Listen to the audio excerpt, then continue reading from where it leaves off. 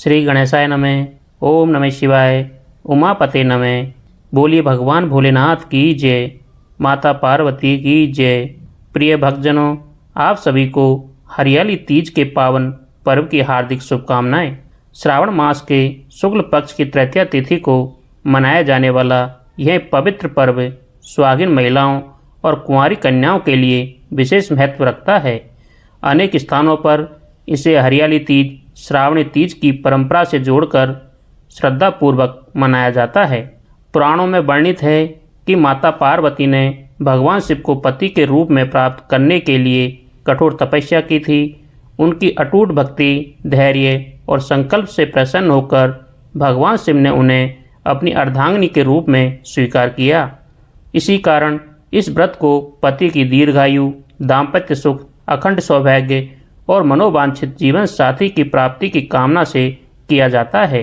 तो आइए भक्तजनों, मन को शांत कीजिए, भगवान शिव और माता पार्वती का ध्यान कीजिए और श्रद्धा के साथ सुनते हैं हरियाली तीज व्रत की पावन कथा।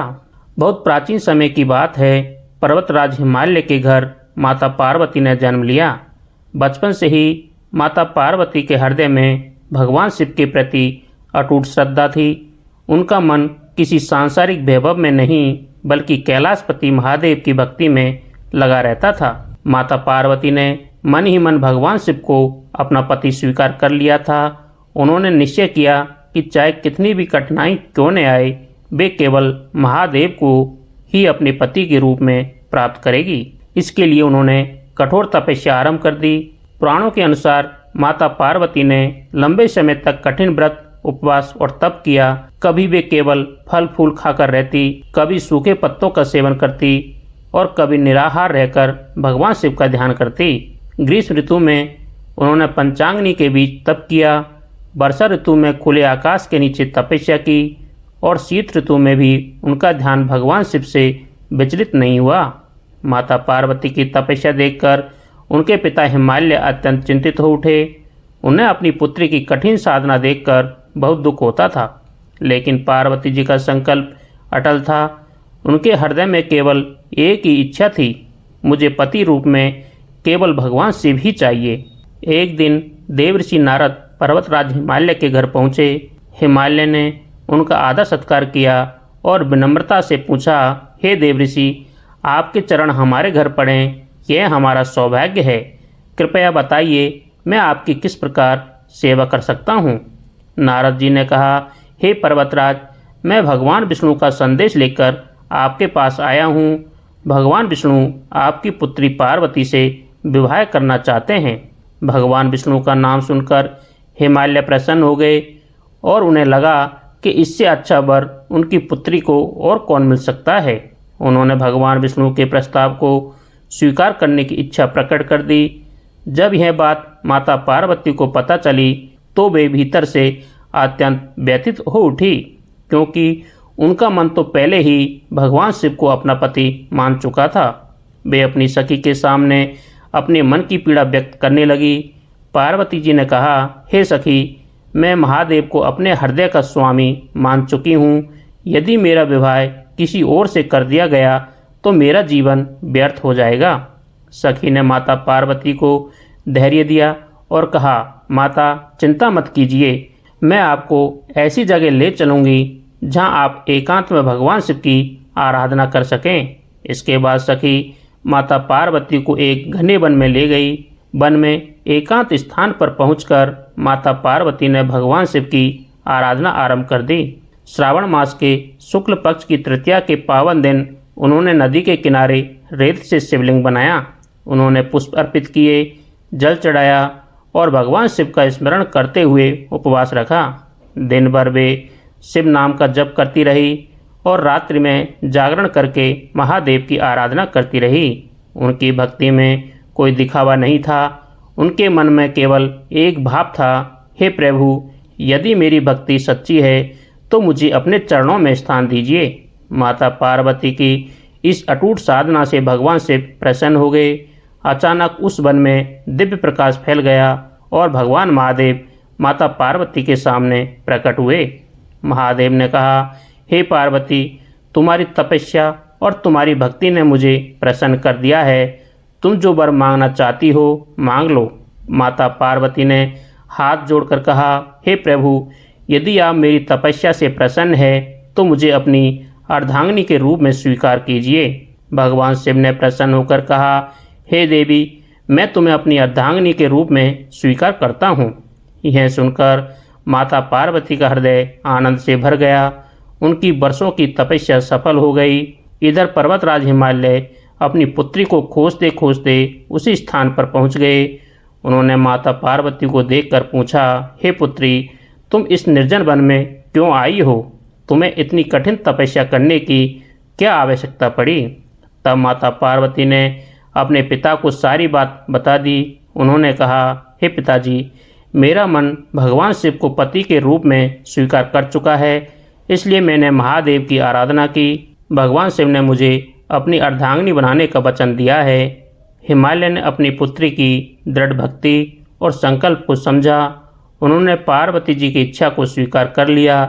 समय आने पर माता पार्वती और भगवान शिव का विवाह विधि विधान से संपन्न हुआ।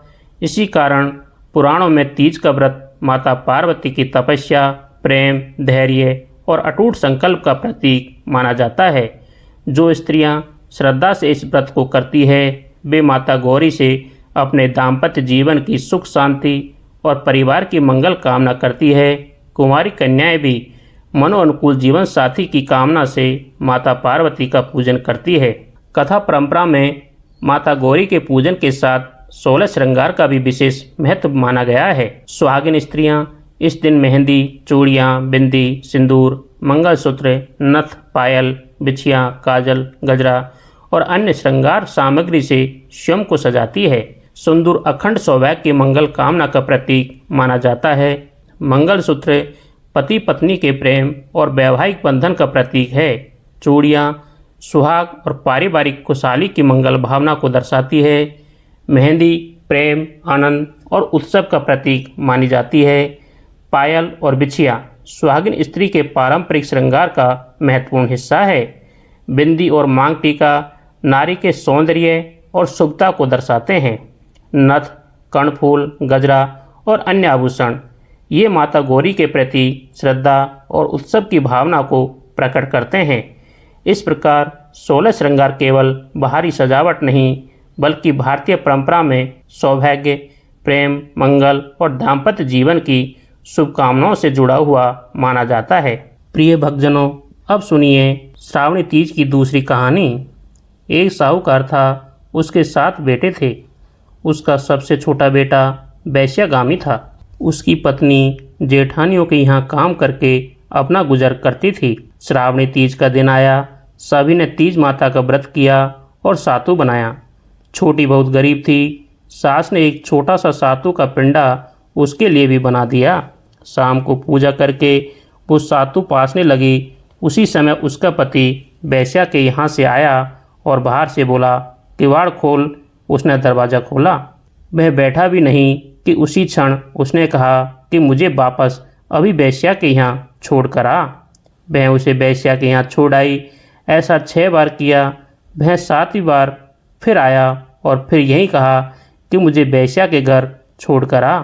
इस बार वह कुछ नहीं बोली तो पति ने कहा कि इस बार और छोड़ के आ, अब मैं नहीं आऊँगा। 7वीं बार भी उसे छोड़ने गई। उसे छोड़कर लौटने लगी तो ज़ोर से वर्षा आने लगी और बरसाती नदी बहने लगी। तो वह एक पेड़ के नीचे बैठ गई। कुछ देर बाद नदी से आवाज़ आई, आप तरी जाग तरी दोना खोल के पी, पिब प्यारी होए। आवाज़ सुनकर उसने नदी की तरफ देखा तो एक दूध का दोना नदी में तैरता हुआ आता दिखाई दिया। उसने दोना उठाया और 7 बार उसे पीक करके दोने के 4 टुकड़े किए और चारों दिशा में फेंक दिए। उधर तीज माता की कृपा से उस वैश्या ने अपना सारा धन उसे दिया। वह सदा के लिए वहाँ से चली गई।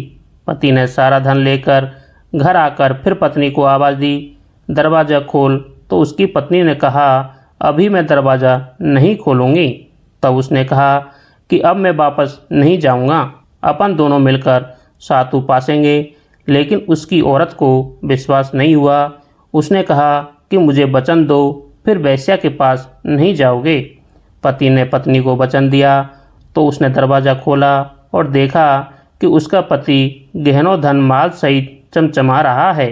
उसने सारे गहने कपड़े अपनी औरत को दे दिए और कहा कि अब सब तेरे हैं। फिर दोनों ने बैठकर सातों पासा। सुबह जब वह जेठानियों के यहाँ काम करने नहीं गई तो बच्चे बुलाने आए। काकी चलो सारा काम पड़ा है। उसने कहा कि अब तो मुझ पर तीज माता की पूरी कृपा है, इसलिए मैं काम करने नहीं आऊँगी। बच्चों ने जाकर माँ को बताया कि आज से काकी काम करने नहीं आएगी। काकी तो नए कपड़े वे गहने पहनकर बैठी है और काका जी भी घर पर है। सभी जने बहुत खुश थे। हे तीज माता, जैसे आप उस पर प्रसन्न हुई वैसी सब पर प्रसन्न होना, सबके दुख दूर करना। प्रिय भक्तजनों, किसी भी शुभ कार्य से पहले भगवान गणेश का स्मरण किया जाता है, इसलिए अब गणपति महाराज की एक पौराणिक कथा का श्रवण करते हैं। एक नगर में एक विधवा स्त्री अपने छोटे पुत्र के साथ रहती थी।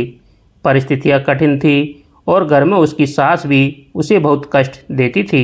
एक दिन बात इतनी बढ़ गई कि सास ने बहू और उसके पुत्र को घर से निकाल दिया। माँ और उसका छोटा पुत्र रोते हुए वहाँ से निकल पड़े। चलते चलते वे एक वन में पहुँचे। भाई उन्हें भगवान गणेश का एक छोटा सा मंदिर दिखाई दिया।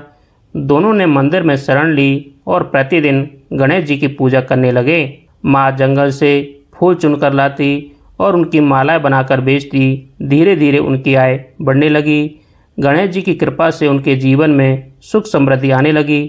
कुछ समय बाद उन्होंने अपना घर और दुकान बना ली। उसी नगर की राजकुमारी भी प्रतिदिन गणेश मंदिर में पूजा करने आती थी। वहाँ उसकी भेंट उस युवक से हुई। राजकुमारी उसके सरल स्वभाव और अच्छे संस्कारों से प्रभावित हुई और विवाह की इच्छा प्रकट की। राजा को जब यह बात पता चली तो उन्होंने अपनी पुत्री की इच्छा का सम्मान किया और दोनों का विवाह विधि विधान से संपन्न करा दिया। इस प्रकार गणेश जी की कृपा से उस परिवार के जीवन में सुख और सम्मान लौट आया।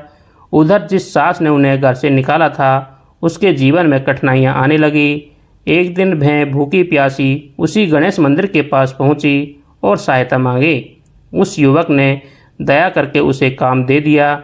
जब उसकी माँ ने उस वृद्धा को देखा तो पहचान गई। उसने कहा, सासू माँ, यह कोई पराया घर नहीं है, यही आपका बेटा है और मैं आपकी बहू। वृद्धा को अपनी भूल का एहसास हुआ। उसने हाथ जोड़कर क्षमा मांगी। बहू ने भी पुराने दुखों को भूलकर उसे अपने परिवार में स्थान दे दिया। इस प्रकार गणेश जी की कृपा से बिछड़ा हुआ परिवार फिर से एक हो गया। तो बोलिए गणपति बप्पा मोरया, गौरी पुत्र गणेश महाराज की जय।